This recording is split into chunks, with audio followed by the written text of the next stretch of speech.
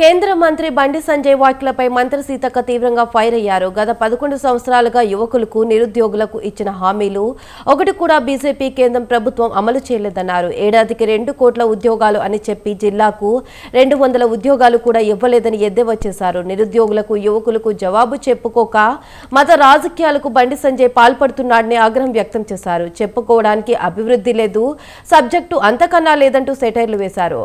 బండి సంజయ్ నోరు తెరిస్తే హిందుస్థాన్ పాకిస్తాన్ హిందూ ముస్లిం తప్ప మరో మాట తెలియదని మండిపడ్డారు. ఎమ్మెల్సీ ఎన్నికల్లో ఓటు అడిగి నైతిక హక్కు బీజేపీకి లేదని చెప్పారు. 54,000 పైగా ఉద్యోగాలు ఇచ్చి రేపు మళ్లీ ఉద్యోగాలు కోడైపోగానే ఇవ్వడానికి మేము సిద్ధంగా ఉన్నటువంటి ప్రభుత్వాన్ని ఈరోజు మరి అత్యంత దారుణంగా విమర్శిస్తున్నటువంటి బీజేపీ నాయకుల నోర్లు మూయించండి.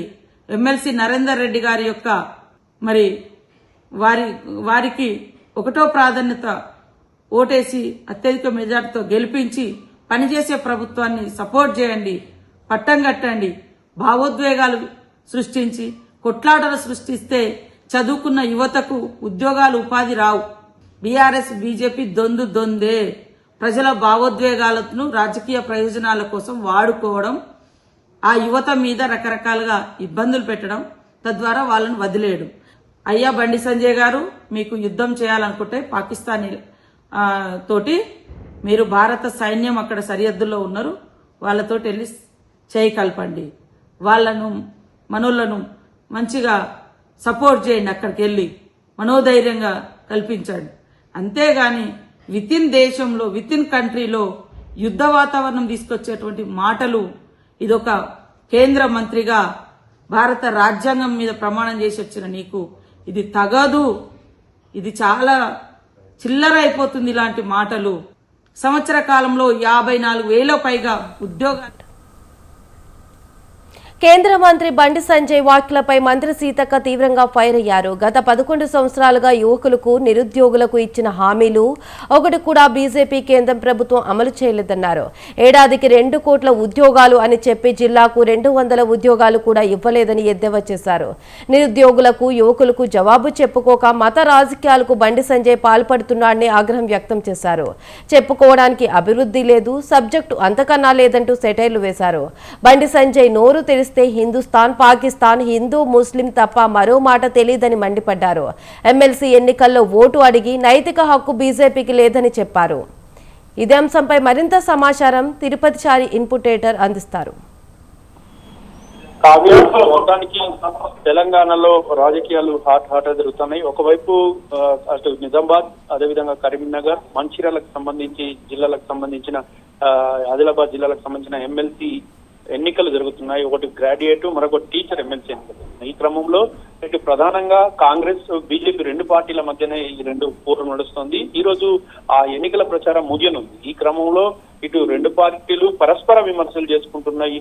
బీజేపీ, మరొక వైపు కాంగ్రెస్ పార్టీలు, 2 పార్టీలు పరస్పర విమర్శలు చేసుకుంటున్నాయి. ఇదే తరుణంలో ముఖ్యమంత్రి రేవంత్ రెడ్డి కూడా నిన్న ఈ ప్రాంతాల్లో పర్యటించి సభల్లో ప్రసంగించారు.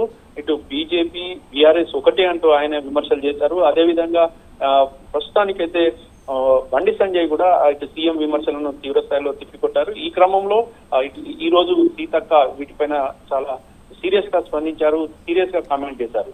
అయితే బండి సంజయ్ వ్యాఖ్యలపైన సీతక్క మాత్రం తీవ్ర ఆగ్రహం వ్యక్తం చేశారు. 11 సంవత్సరాలుగా యువకులకు నిరుద్యోగులకు ఇచ్చిన హామీలు ఒక్కటి కూడా నెరవేరలేదు అంటూ కూడా బీజేపీ కేంద్ర ప్రభుత్వంపై విమర్శలు చేశారు. అదేవిధంగా సంవత్సరానికి 2 కోట్ల ఉద్యోగాలు అంటూ కూడా 200 ఉద్యోగాలు కూడా ఇవ్వలేదంటూ కూడా ఆమె వ్యాఖ్యానించారు.